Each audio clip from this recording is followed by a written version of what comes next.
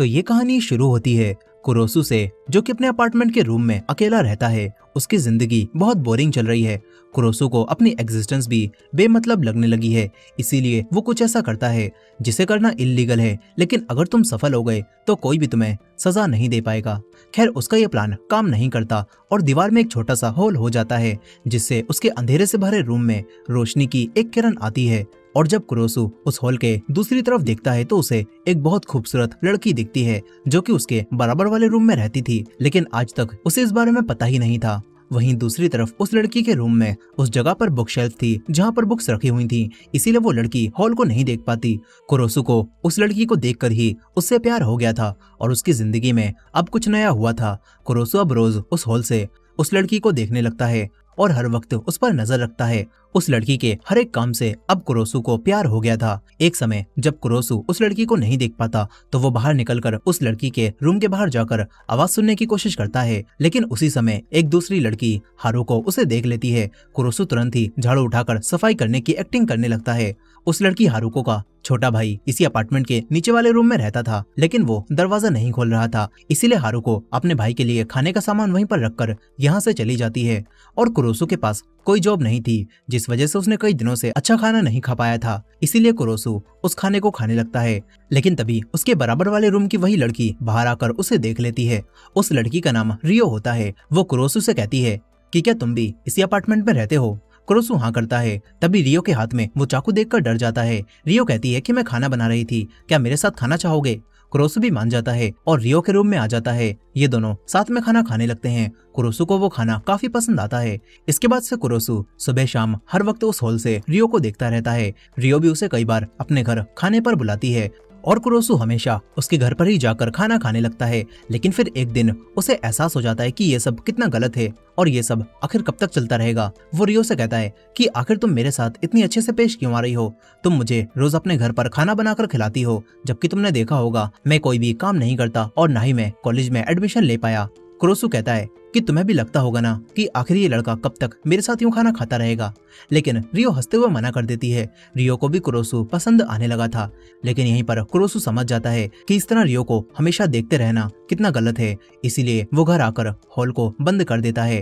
हालांकि वो खुद को रोक नहीं पा रहा था और तभी उसे रियो के घर से एक आवाज आती है। वो तुरंत रियो के घर में झांकता है तो देखता है कि रियो एक आदमी के साथ आई है। कुरोसु को लगता है कि शायद वो रियो का बॉयफ्रेंड होगा, लेकिन देखते ही देखते रियो उस आदमी को मारकर खत्म कर देती है और किसी साइको की तरह हंसने लगती है। कुरोसु के पैरों तले जमीन खिसक जाती है। उसे समझ नहीं आता कि उसने जो भी देखा वो सच है या फिर उसका वहम। और तभी दूसरी तरफ वो गिरने की वजह से हॉल बंद हो जाता है।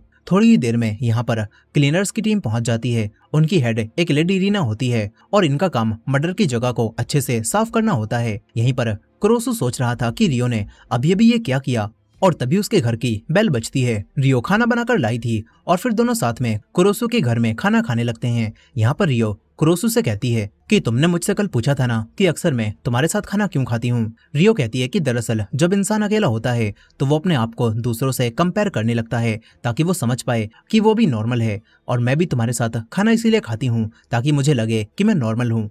कुरोसु को ये बात अजीब लगती है क्योंकि जो उसने थोड़ी देर पहले देखा वो कोई भी नॉर्मल इंसान नहीं कर सकता। फिर रियो के यहाँ से निकलने के बाद कुरोसु तुरंत किसी तरह से बुक को हटाकर दोबारा से रूम में झांकता है, जो कि अब बिल्कुल क्लीन था। कुरोसु को लगता है कि शायद वो सब उसका वहम होगा, मगर तभी वो देखता है कि रूम में रियो के साथ एक और लेडी भी है। वो लेडी जैसे ही बाहर निकलती है तो कुरोसु उसे देखने लगता है, लेकिन वो लेडी रीना कुरोसु को देख लेती है और वो लेडी कुरोसु को भी जानती थी। अब अगले दिन रियो कुरोसु को देखती है जो कि अपने कपड़े धोने जा रहा था। रियो उससे कहती है कि तुम मेरी वॉशिंग मशीन यूज कर सकते हो, लेकिन कुरोसु मना कर देता है और कहता है कि तुम पहले ही मेरी बहुत मदद कर चुकी हो।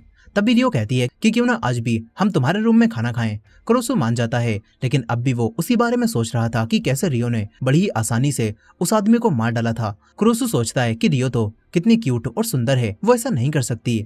फिर कुरोसु टेबल सजाने लगता है। तभी वो देखता कि रियो आज फिर एक नए लड़के के साथ आई है और रियो बहुत ही आसानी से उस लड़के का भी काम तमाम कर देती है। ये सब देखकर कुरोसु के होश उड़ जाते हैं। वो चीखता है और रियो तुरंत होल देखकर चाकू मारती है, लेकिन कुरोसु बच जाता है। रियो देख लेती है कि कुरोसु उसे देख रहा था। कुरोसु तुरंत घर से भागता है, लेकिन रियो भी अपना कटर लेकर उसके पीछे पड़ जाती है।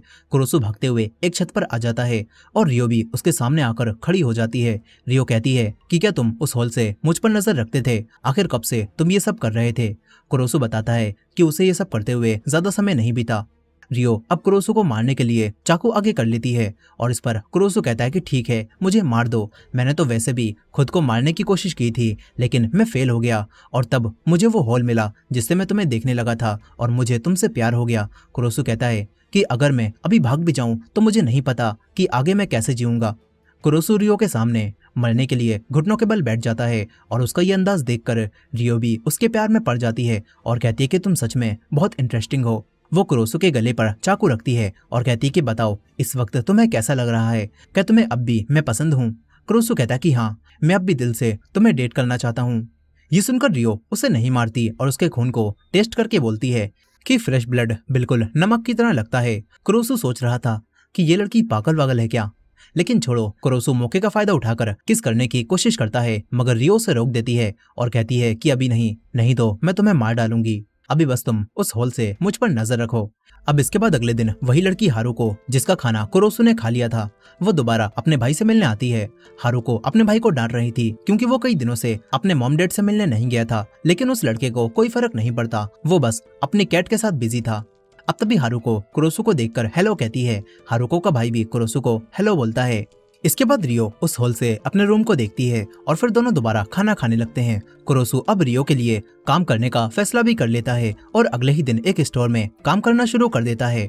रात में जब वो घर पहुंचता है तो दोनों हॉल से बात करने लगते हैं और कुरोसु अगले दिन रियो के साथ उसके कॉलेज जाता है, जहाँ पर रियो सबसे कहती है कि कुरोसु मेरा बॉयफ्रेंड है, जो सुनकर बाकी लड़कों का दिल ही टूट जाता है। वो सभी कुरोसु और रियो को ही देखते रहते हैं। कुरोसु रियो से कहता है कि लगता है मुझे इस कॉलेज में एडमिशन लेकर तुम्हारे पीछे घूमने वाले इन लड़कों को मारना पड़ेगा।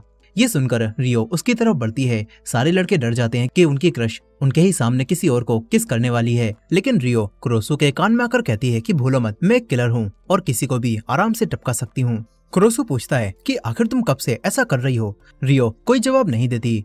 इसके बाद जब कुरोसु रियो के साथ बाहर घूमने जाता है तो रियो बीच रास्ते में ही प्लास्टिक शीट पहनकर एक लेडी को टपका देती है। और इसी तरह जब भी वो कुरोसु के साथ बाहर घूमने जाती है तो किसी न किसी को रोज टपकाती है। कुरोसु इस सब को होते हुए देखता है और पूछता है कि आखिर उन लोगों ने तुम्हारा क्या बिगाड़ा है, तुम उन्हें क्यों मारती हो? रियो कहती है कि मैं एक किलर हूँ, लेकिन मेरे कुछ रूल्स भी हैं और मैं उन्हीं इंसानों को मारती हूँ जिन्होंने कुछ बुरा काम किया होता है। खैर कुछ दिनों बाद जब कुरोसु न्यूज़पेपर्स को चेक करता है तो उनमें किसी भी मर्डर की कोई खबर नहीं थी। उसे समझ नहीं आता कि पुलिस को वो बॉडीज क्यों नहीं मिली जिन्हें रियो ने मारा था। फिर कुरोसु जब घर आता है तो उसे हारुको का भाई दिखता है, जो कि एक कैट को खाना खिला रहा था। कुरोसु उससे थोड़ी देर बात करता है और उसे पता चलता है कि हारुको के भाई को कैट्स काफी पसंद हैं। अब इसके बाद कुरोसु रियो को पार्क में देखता है और सोचता है कि ये लड़की लोगों को सब्जियों की तरह काटती है, लेकिन कुछ भी कहो है तो क्यूट। वो रियो के पास आकर उसे चॉकलेट खाने के लिए देता है। इसी तरह ये दोनों कई दिन अच्छे से बिताते हैं, लेकिन फिर एक दिन हारुको कुरोसु से स्टोर में मिलती है। कुरोसु हारुको से अच्छे से पेश आता है और सामान के पैसे भी नहीं लेता। इसके बाद वो घर आकर तुरंत रियो को देखता है, लेकिन उसे अंधेरे के अलावा कुछ भी नहीं दिखता। कुरोसु टॉर्च से देखता है तो यहाँ पर एक नोट लगा हुआ था जिसमें लिखा था कि 10 बजे तक अपने रूम में ही रहना। कुरोसु खुशी से खाने की तैयारी करने लगता है, मगर तभी उसे रियो के रूम से एक आवाज आती है। कुरोसु जब वहाँ झांकता है तो देखता है कि रियो ने हारुको के भाई को बांध रखा है और रियो उसे मारने जाने लगती है। तभी कुरोसु चीख कर कहता है कि रुक जाओ रियो, उसे मत मारो, आखिर उसने क्या किया है? लेकिन रियो कुरोसु से कहती है कि चुप रहो और ध्यान से देखो, मैं इसे कैसे मारूंगी। रियो हारुको के भाई का गला पकड़कर उसे काट देती है, जिससे वो वहीं पर मर जाता है और कुरोसु भी हैरान रह जाता है कि आखिर रियो ने ये सब क्यों किया। और तभी रियो के रूम में क्लीनर्स और उनकी हेड रीना आ जाते हैं। कुरोसु ये सब देखकर तुरंत रियो के रूम में जाता है और रीना से कहता है कि तुम कौन हो और यहाँ पर क्या कर रही हो? रीना कहती है कि मैं क्लीनर्स की हेड हूँ, जो कि बॉडीज ले जाते हैं और मर्डर साइट को इस तरह साफ कर देते हैं जिससे किसी को भी कुछ भी पता नहीं चलता। रीना अपने आदमी से कहती है कि इसकी बॉडी की हालत अभी ही काफी खराब हो गई है, इसीलिए इसे यहाँ पर ही काट दो और वो लोग हारुको के भाई की बॉडी को यहीं पर काटने लगते हैं। इसके बाद रीना कुरुसो को बताती है कि कई सारे लोग बॉडी पार्ट्स को खरीदते हैं और उन्हें ज्वेलरी की तरह यूज करते हैं, बिल्कुल मेरी तरह। कुरोसु उसकी इयररिंग को देखकर डर जाता है और फिर पूछता है कि वैसे रियो कहाँ पर गई और उसने हारुको के भाई को क्यों मारा। रीना कुरोसु से कहती है कि खुद ही चलकर देख लो। रीना के पास उसके रूम की चाबियां थीं। वो कुरोसु को हारुको के भाई के रूम में ले आती है, जो कि किसी भी नॉर्मल इंसान का रूम नहीं लग रहा था। वहां पर कई सारी कैट्स की डेड बॉडीज थीं और हारुको का भाई आसपास घूमने वाली कैट्स को खाना खिलाकर पकड़ता था और फिर उन्हें मारकर उन पर स्टडीज करता था। ये सब देखकर कुरोसु के होश उड़ जाते हैं। रीना कहती है कि इतना घबरा क्यों रहे हो, तुम्हारा भी तो यही हाल होने वाला है। रियो किसी से भी ऐसे ही दोस्ती नहीं करती, वो जरूर तुम्हें मार देगी। कुरोसु अब घबराकर अपने रूम में आकर लेट जाता है। यहाँ तक कि जब रियो डोर को नॉक करती है तो तब भी कुरोसु दरवाजा नहीं खोलता। उसकी आंखों के सामने बार बार वही पल आ रहा था जब रियो ने हारुको के भाई को मारा। अब तभी रियो विंडो के जरिए कुरोसु के रूम में आ जाती है और कहती है कि तुम दरवाजा क्यों नहीं खोल रहे। कुरोसु झूठ बोलता है कि मेरी तबीयत खराब है। ये सुनकर रियो उसके पास लेट जाती है और कहती है कि मैं तुम्हारी तबीयत ठीक कर देती हूँ। लेकिन कुरोसु को अब रियो के करीब आने से भी डर लगने लगा था। वो रियो से कहता है कि लोगों को मारना गलत है और इसी वजह से दोनों में बहस हो जाती है और कुरोसु कहता है कि अब मैं ये सब और नहीं देखना चाहता। ये सुनकर रियो तुरंत ही यहाँ से चली जाती है। हालांकि मन ही मन में कुरोसु को अब भी रियो क्यूट लग रही थी। अब अगले दिन स्टोर से वापस आते समय कुरोसु को हारुको दिखती है, जो कि अपने भाई से मिलने आई थी, लेकिन उसे वो यहाँ पर नहीं मिलता। हारुको कुरोसु से बात करती है और पूछती है कि क्या तुमने मेरे भाई को देखा। मुझे नहीं पता वो अपनी यूनिवर्सिटी जा रहा है या फिर नहीं। कुरोसु मना करता है और तभी रियो इन दोनों को साथ में बात करते हुए देख लेती है। हारुको रियो को देखकर उसे हाय बोलती है और बताती है कि मेरा भाई यहीं पर रहता है, मैं उसे देखने आई थी। ये सुनकर रियो उससे कहती है कि चलो मेरे घर खाना खाते हैं, लेकिन कुरोसु तुरंत ही मना कर देता है और कहता है कि नहीं, भूल गई क्या, हमें किसी काम से बाहर जाना है। कुरोसु हारुको से कहता है कि जब तुम्हारा भाई यहाँ पर आएगा तो मैं तुम्हें कॉल कर दूंगा। ये सुनकर हारुको यहाँ से चली जाती है। कुरोसु कहता है कि तुम उसे भी मारने वाली थी ना। रियो बिना जवाब दिए अंदर चली जाती है। कुरोसु उसके पास जाकर कहता है कि हारुको अगले वेंसडे यहाँ फिर से आएगी, क्या पता उसे सच्चाई पता चल जाए। लेकिन रियो कहती है कि चिल करो यार, हमने कोई भी सबूत नहीं छोड़ा। मगर कुरोसु अब भी परेशान था। वो रियो से कहता है कि तुम हारुको को भी मारने वाली हो ना। मगर रियो मना कर देती है और कहती है कि मेरे कुछ रूल्स हैं और अगर मैं ऐसे ही लोगों को मारने लगी तो मेरा तो कैरेक्टर ही बिगड़ जाएगा।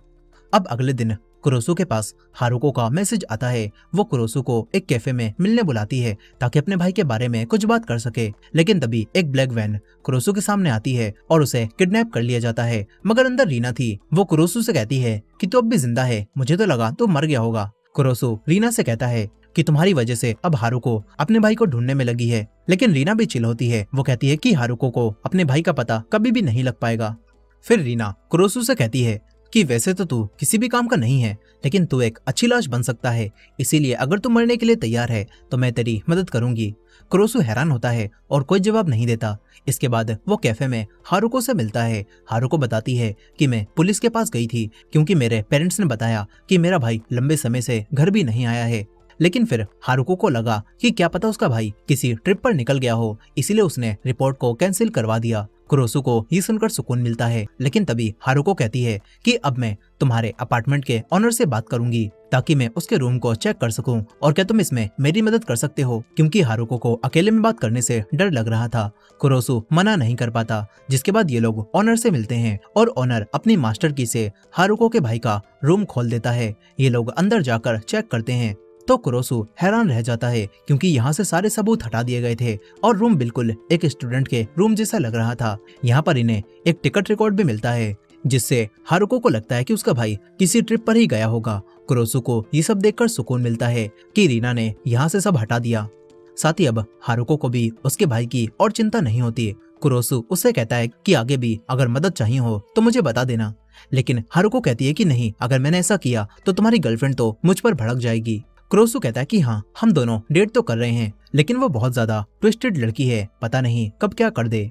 ये दोनों बातें करते हुए साथ जाने लगते हैं और फिर रात में जब कुरोसु खुशी से वापस लौटता है तो तभी उसे रियो दिखती है जो कि एक और लड़के के साथ थी। उस लड़के के हाथ पर बी का टैटू बना हुआ था और वो रियो के काफी ज्यादा करीब था, जो देखकर कुरोसु को लगता है कि शायद रियो उसे धोखा दे रही है, वो किसी और से प्यार करती है।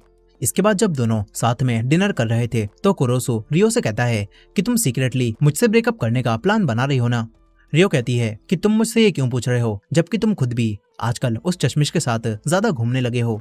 क्या तुम भी मुझे छोड़ने का प्लान बना रहे हो? कुरोसु कहता है कि नहीं, ऐसा नहीं है।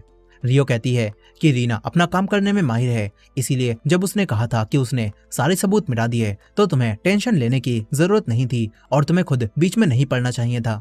दोनों के बीच में दोबारा बहस हो जाती है और रियो गुस्सा हो जाती है। तभी कुरोसु उसे मनाने के लिए उसे हक करता है और किस करने वाला होता है, लेकिन रियो दोबारा उसे रोक देती है और कहती है कि मैं तुम्हें मार डालूंगी। अब इसके बाद हम उसी बी गैंग के अड्डे को देखते हैं। रियो यहाँ पर आती है, एक आदमी उस पर हमला करता है, लेकिन रियो बच जाती है और इनका लीडर उस आदमी को रोक देता है। वो आदमी रियो से कहता है कि जिसे तूने मारा वो मेरा बहुत अच्छा दोस्त था।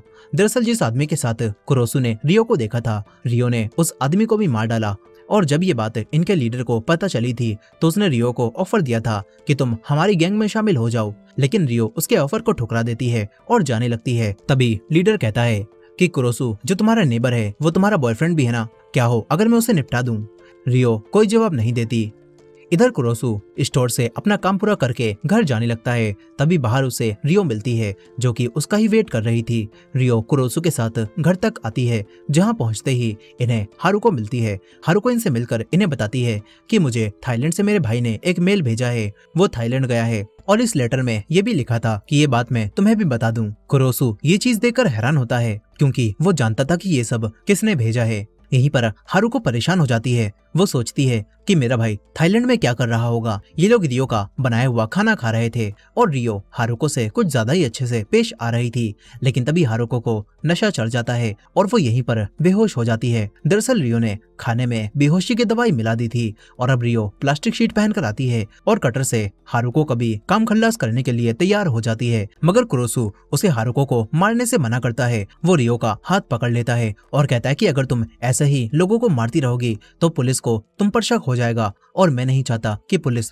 तुम्हें ढूंढकर पकड़ ले। कुरोसु कहता है कि अगर ऐसा नहीं भी हुआ तो भी लोगों को मारना खतरनाक है और मैं नहीं चाहता कि अब तुम और लोगों को मारो। ये सुनकर रियो कहती है कि फिर तो मुझे पहले तुम्हें ही मारना होगा, मुझे बस तुम्हारा गला काटना है और बात खत्म। कुरोसु कहता है कि तुम ये कभी भी नहीं कर पाओगी। दोनों शांत हो जाते हैं और रियो हारुको को बिना मारे ही चली जाती है। अब कुछ समय बाद हारुको को होश आता है। उसे लगता है कि वो सो गई थी। कुरोसु उसे पानी देता है और काफी अच्छे से पेश आता है, जो देखकर अब हारुको से और नहीं रहा जाता। वो कहती है कि तुम्हें वो चुड़ैल, मेरा मतलब रियो क्यों पसंद है? आखिर तुम्हें उसमें अच्छा क्या दिखता है? कुरोसु कहता है कि मुझे रियो की हर एक चीज से प्यार है। तभी हारुको कहती है कि मुझे भी तुमसे प्यार हो गया है। कुरोसु हैरान रह जाता है और सारा पानी हारुको के ऊपर जाकर गिरता है। कुरोसु तुरंत एक कपड़े से उसे साफ करने लगता है और तभी रीना यहाँ आकर इन्हें देख लेती है। कुरोसु यहाँ पर रीना को देखकर हैरान होता है। हारुको तुरंत यहाँ से चली जाती है। रीना कहती है कि ये जिंदा क्यों है, इसे तो मर जाना चाहिए था। रीना कुरोसु से कहती है कि तुम्हारी वजह से आज पहली बार ऐसा हुआ है जब रियो ने मेरे कहने के बाद भी किसी को नहीं मारा। रीना कुरोसु से कहती है कि तुम किसी भेड़ की तरह हो और रियो एक भेड़िया है, इसीलिए तुम उससे दूर रहो, तुम दोनों कभी एक नहीं हो सकते। इसके बाद रीना रियो से बात करती है और रियो से बात करके रीना को समझ आ जाता है कि रियो अब कुरोसु की वजह से बदलने लगी है। इधर हारुको दोबारा कुरोसु से मिलती है और उससे उस दिन के लिए माफी मांगती है, लेकिन वो कहती है कि मैं सच में तुमसे प्यार करने लगी हूँ। कुरोसु मना करता है, मगर हारुको अपनी तरफ से पूरी कोशिश करती है। वो कहती है कि रियो तुम्हारे लायक नहीं है, वो खुद को तुम्हारे लिए नहीं बदल सकती और हमेशा वही करती है जो वो चाहती है। कुरोसु उसकी बात सुनकर कोई जवाब नहीं दे पाता। हारुको जाते हुए कहती है कि मेरी बातों के बारे में सोचना और कल सुबह इसी कैफे में आकर मुझसे मिलना। ये बोलकर वो चली जाती है। कुरोसु अब उदास घर जा रहा था, तभी ब्लैक वैन दोबारा से आती है और कुरोसु को किडनैप कर लिया जाता है, लेकिन इस बार उसे बी गैंग के लोगों ने किडनैप किया था। उनका लीडर कुरोसु को धमकाता है कि तुम्हें रियो को मनाना होगा ताकि वो हमारे लिए काम करे, नहीं तो हम उसकी रिपोर्ट पुलिस में कर देंगे क्योंकि उसने हमारे एक आदमी को मारा है। कुरोसु लीडर को रिपोर्ट करने से मना करता है और एक आदमी कुरोसु से कहता है कि जाकर रियो को हमारे लिए काम करने के लिए मनाओ। वो कुरोसु के चेहरे पर एक कट मार देता है और कुरोसु जब घर पहुंचता है तो रियो देख लेती है कि उसके चेहरे पर कट लगा हुआ है। वो गुस्से में उन सभी को मारने जाने लगती है, लेकिन कुरोसु उसे रोक देता है और कहता है कि उन्हें मत मारो। रियो कहती है कि अगर मैंने ऐसा नहीं किया तो वो तुम्हें मार डालेंगे। कुरोसु कहता है कि उन्हें ना मारना ही बेहतर रहेगा। ये सुनकर रियो कहती है कि तुमने हॉल से मुझे देखा था ना, मैं क्या करती थी, मैं लोगों को मारती थी और यही मेरा काम है, मैं ये करती रहूंगी।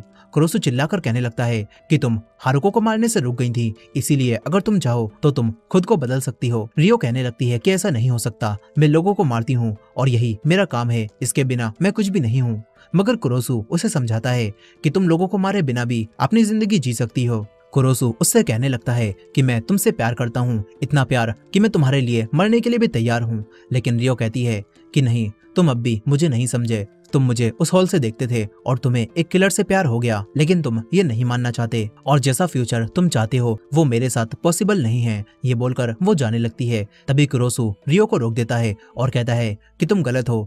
मगर रियो चली जाती है और जाते जाते कहती है कि अब उस हॉल को बंद कर दो।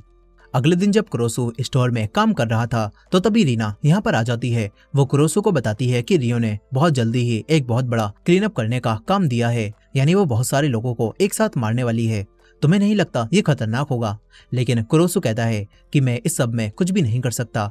रियो को किलिंग पसंद है और वो लोगों को हमेशा मारती रहेगी। अब इसके बाद जब कुरोसु घर आता है तो उसे रियो के रूम से आवाज आती है। वैसे तो उसने हॉल को ढक दिया था, लेकिन रियो की चिंता करते हुए वो दोबारा उसके रूम में झांकता है और देखता कि रियो ने फिर से किसी को मार डाला है, लेकिन इस बार वो रो रही थी। कुरोसु ये देखकर हैरान होता है क्योंकि जब भी रियो किसी को मारती थी तो वो तो किसी साइको की तरह हंसती थी, लेकिन आज वो रोकर कहीं पर चली जाती है। कुरोसु समझ जाता है कि रियो भी सच में उससे प्यार करने लगी है और वो खुद को बदलना चाहती है। कुरोसु तुरंत भागता हुआ रियो के पीछे जाता है। वहीं पर हारुको कैफे में बैठकर उसका इंतजार कर रही थी। तभी कुरोसु हारुको को कॉल करके बताता है कि वो नहीं आ पाएगा, वो रियो से ही प्यार करता है और भले ही रियो को कुरोसु की जरूरत ना हो, लेकिन कुरोसु को रियो की जरूरत है। इसके बाद वो भागता हुआ उसी बी गैंग के अड्डे पर आ जाता है। वो कहता है कि रियो को और लोगों को मारने पर मजबूर मत करो। कुरोसु अब रियो के लिए इन लोगों से फाइट करने लगता है, लेकिन ये लोग कुरोसु को ही उल्टा मारते हैं और मजे लेने लगते हैं। मगर तभी रियो यहाँ पर पहुंच जाती है। वो एक जहरीली गैस का कैन यहाँ पर फेंकती है, जिससे सभी को सांस लेने में तकलीफ होने लगती है और इसके बाद वो खुद सामने आती है और कुरोसु को यहाँ देखकर हैरान होती है। कुरोसु की ये हालत देखकर रियो को गुस्सा आ जाता है। वो दोनों हाथों में कटर उठाकर यहाँ पर मौजूद सभी लोगों को मारने लगती है। रियो किलिंग में माहिर थी और इतने लोगों को मारना उसके लिए कोई बड़ी बात नहीं थी। देखते ही देखते रियो सभी को मार देती है और आखिर में इनका लीडर तलवार लेकर आता है, लेकिन रियो उसी की तलवार से उसका गला काटकर उसे भी मार देती है। अब इसके बाद वो कुरोसु से कहती है कि तुम यहाँ पर क्या कर रहे हो? कुरोसु कहता है कि मैं इन्हें रोकने आया था ताकि ये लोग तुम्हें किसी और को मारने का ऑर्डर ना दें। मगर रियो बताती है कि मैं किसी के कहने पर मर्डर नहीं करती, मेरे खुद के रूल्स हैं। ये सुनकर कुरोसु कहता है कि फिर अभी तुमने थोड़ी देर पहले किसे मारा था जब तुम रो रही थी? रियो कहती है कि वो इनका ही एक आदमी था, लेकिन मुझे अब किलिंग में मजा नहीं आया था। कुरोसु खुश हो जाता है और कहता है कि क्या अब तुम किलिंग को छोड़ दोगी? रियो फिर से कहती है कि अगर मैंने किलिंग को छोड़ दिया तो मैं वो नहीं रहूंगी जो कि मैं आज हूँ। कुरोसु उसे समझाता है कि तुम जैसी भी हो मैं तुमसे ही प्यार करूंगा। रियो भी कहती है कि मुझे भी तुम पसंद हो। ये सुनकर कुरोसु अब पहली बार रियो को किस करता है और रियो उसे नहीं रोकती, लेकिन इसके बाद रियो कुरोसु के पेट में कटर घुसा देती है। वो बिल्कुल वैसा ही करती है जैसा उसने कहा था कि अगर तुम मुझे किस करोगे तो मैं तुम्हें मार डालूंगी। और कुरोसु के पेट में चाकू घुसाकर रियो कहती है कि मैं बहुत समय से एक ऐसे इंसान को मारना चाहती थी जिससे मैं बहुत प्यार करती हूँ और ये करके अब मुझे बहुत मजा आ रहा है। कुरोसु भी रियो के लिए खुश था। फिर कहानी कुछ समय आगे जाती है जहाँ पर अब रियो अपना अपार्टमेंट शिफ्ट कर रही थी और साथ ही हमें पता चलता है कि उस दिन रियो ने कुरोसु को पूरी तरह से नहीं मारा था और कुरोसु अब भी जिंदा होता है और दोनों साथ में रहने का फैसला करते हैं। साथ ही रियो ने सोच लिया था कि अब वो और किलिंग नहीं करेगी। रियो कहती है कि ये काम मुश्किल होगा, लेकिन देखना कुरोसु, एक दिन मैं तुम्हें जरूर मारूंगी। और इसी तरह खुशी खुशी ये दोनों अपने नए घर जाने लगते हैं और इसी एंडिंग के साथ ये कहानी यहाँ पर खत्म हो जाती है। दोस्तों, आपको ये मूवी कैसी लगी कमेंट करके जरूर बताइएगा और ये वीडियो पसंद आई हो तो वीडियो को लाइक करके हमारे चैनल को भी सब्सक्राइब कर लीजिएगा। मिलते हैं नेक्स्ट वीडियो में।